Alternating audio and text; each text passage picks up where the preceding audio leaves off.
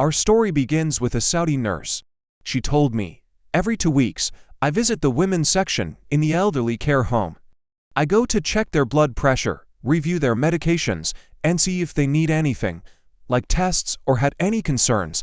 I spend the entire day with them. She continued, saying, I've been doing this for a long time, visiting the same home every 2 weeks, checking on these women. Over time, I got to know every single one of them. I'd laugh with one, joke with another, check on their moods, and talk to anyone who needed something. She said that for the first 4 months, everyone was very cooperative and responsive. Except for one woman. At first, she didn't think much of it, but after 4 months, her curiosity grew. She wanted to understand what was going on with this woman who always sat alone in her room and never came out. The nurse noticed she was always very clean, elegant, and well-dressed. She was well-groomed and always smelled wonderful. And she wasn't even 50 years old yet.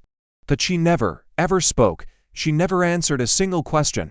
At first, the nurse ignored it, but after a while, she thought to herself, I need to see what's happening, because usually, people visit elderly homes for research or interviews. Students come for projects, or others come to entertain the residents. But this one lady never spoke to anyone. She never cooperated with any question. She just stayed in her room and never came out. She didn't smile. Her eyes seemed to speak, but her mouth remained silent. She was always elegant. Her room was clean and smelled lovely. One day, the nurse gathered her courage and said, Excuse me, Auntie. But the woman didn't respond. The nurse tried again, and again. 5 minutes passed in silence. Finally, the nurse said, Auntie, please don't think I'm interfering, but I'm worried about you. You don't interact with anyone. Is there something in your room you need help with? Is there something outside I can arrange for you? After insisting for more than 5 minutes, the woman's eyes filled with tears. The nurse hoped that maybe that tear would open a door to her heart, and she would finally start talking.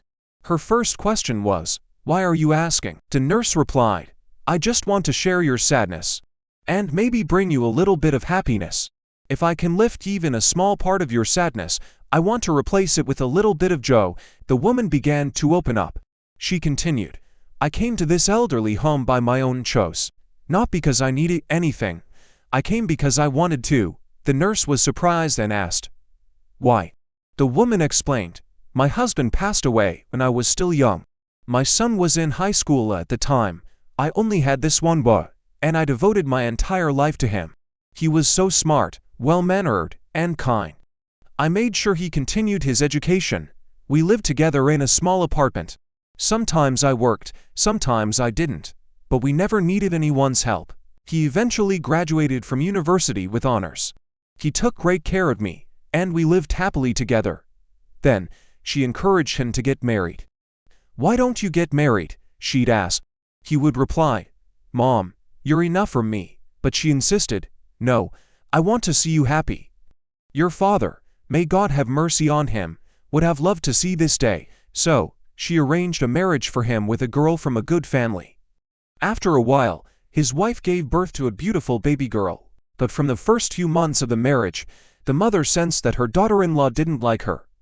She felt avoided and marginalized in her own home. Whenever the grandmother tried to hold the baby, the wife would quickly pull the baby away. The grandmother yearned to spend time with her grandchild, but the baby's mother never allowed it. Then one day, her son came to her and said, Mom, please forgive me. I received a scholarship to go abroad for my master's and PhD. I'll be taking my wife and daughter with me. I might be gone for 7 or 8 years. I don't know. He then said, You can stay with my uncles. She replied, No, I left my family when I got married. I'm not going back to depend on them now. I raised you all by myself when your father died. And now you want to take me to an elderly home.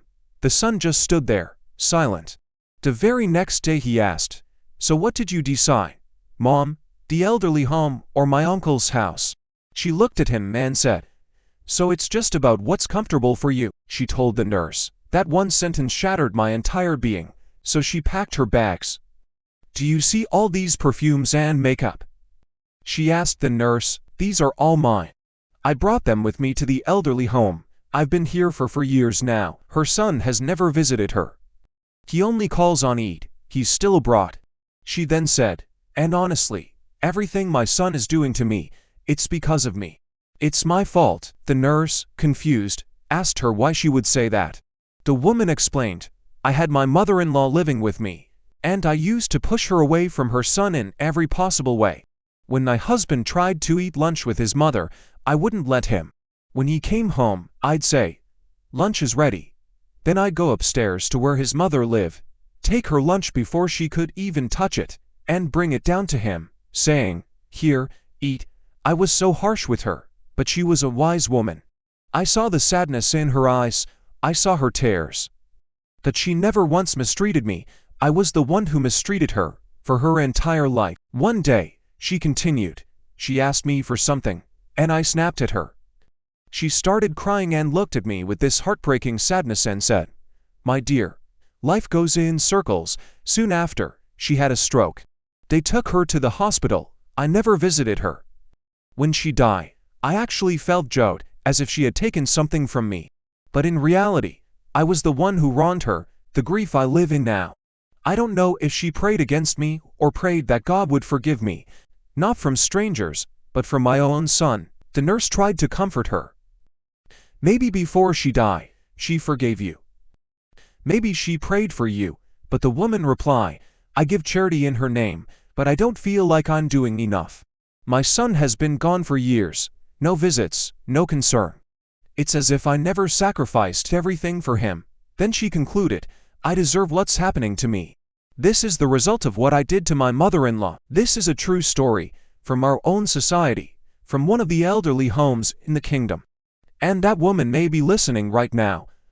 I want to say to every woman who has her mother-in-law or father-in-law living with her, be mindful of God in how you treat them. Their prayers reached the heavens. And to the woman in our story, please don't despair. God is generous. One sincere prayer from you could open a door and bring your son back to you, stronger and better than before.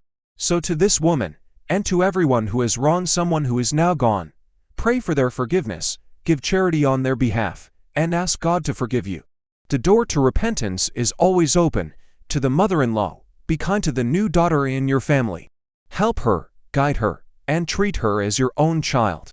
To the daughter-in-law, be gentle and kind to your husband's mother. Remember that life goes in circles. And to the husband and son, each one of us is responsible for how we treat the people around us, especially our parents.